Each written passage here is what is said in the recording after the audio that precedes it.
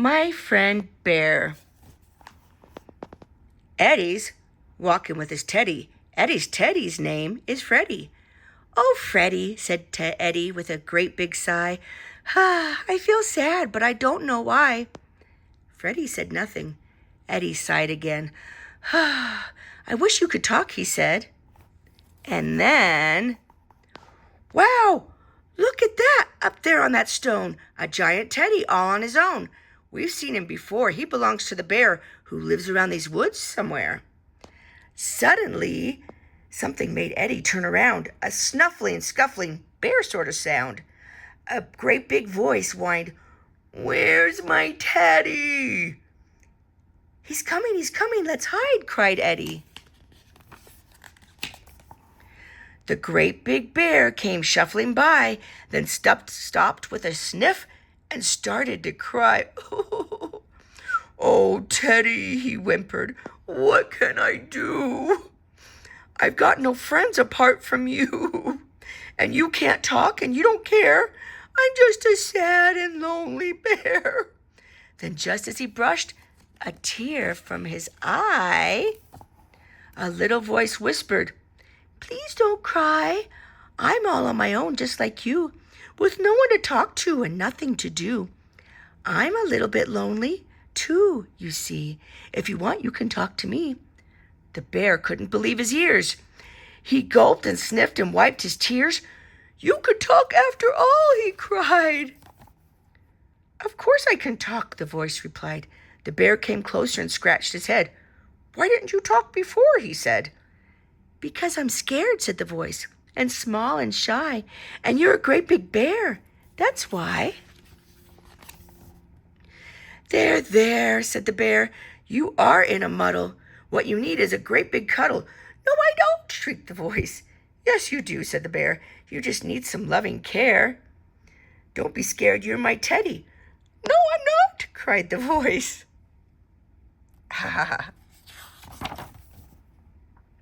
"It's me, Eddie." The bear stared at Eddie and clung to his teddy. Eddie stared back and hung on to Freddie. Suddenly, Eddie started to grin. He felt a chuckle rise up from within. He tried to stop it, but it wouldn't stay down.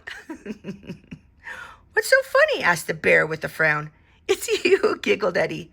"It's you standing there. You're such a great big silly bear." "No, I'm not," said the bear.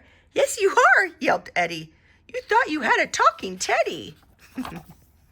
Then the bear began to snigger. The smile on his face grew bigger and bigger. His great big belly wiggled and jiggled. "I am a silly bear," he giggled. "A talking teddy. I thought it was true. But all along it was really you." The bear held out his giant-sized teddy, crouched down behind it, and said, "Hello, Eddie. I'm a talking teddy. Listen to me. Aren't I clever? I'm only 3. Then Eddie wanted to have a go. He held up his teddy and squeaked, "Hello, my name's Freddie. How do you do? I can talk and I'm only 2. They laughed and laughed till their tummies were sore. Then they looked at each other and laughed some more. The bear started dancing and singing a song, and he made up the words as he wobbled along. "I'm silly," he sang, "and I don't care. I'm such a great big silly bear." "Woohoo!" sang Eddie.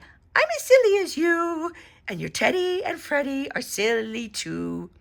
All afternoon they played in the sun, seeing just who was the silliest one.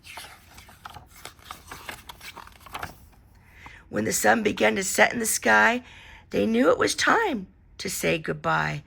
"We're friends," said Eddie. The bear said, "Who?" "You know," said Eddie. "Me and you." The bear lifted Eddie up for a hug, hairy and berry, safe and snug. "Take care," he said. "Look after Freddie." "We'll come back soon," whispered Eddie.